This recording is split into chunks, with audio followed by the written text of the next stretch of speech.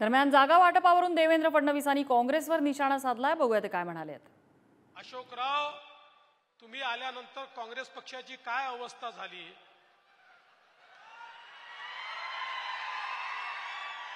मी पूर्ण वाक्य म्हणत नाही, कारण पूर्ण वाक्य म्हटलं तर लोक वेगळा अर्थ काढतात। पण काँग्रेस पक्षाची अवस्था न घर का न घाटका अशा प्रकारची झालेली आपल्याला पाहायला मिळते।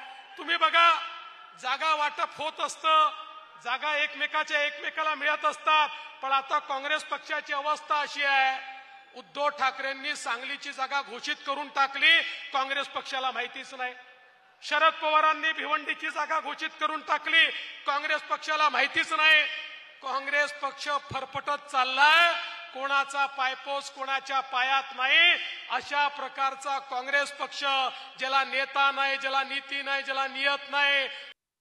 हे इंजिनही कशी आहेत बघा, एक इंजिन नांदेडला चाललं तर दुसरं मुंबईला चाललं, एक इंजिन नागपूरला चाललं तर दुसरं सोलापूरला चाललं।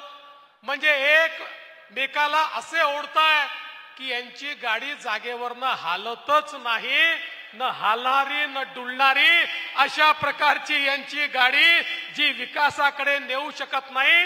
विकासाकडे केवळ मोदी साहेबांची एक्सप्रेस हीच आपल्याला नेऊ शकते।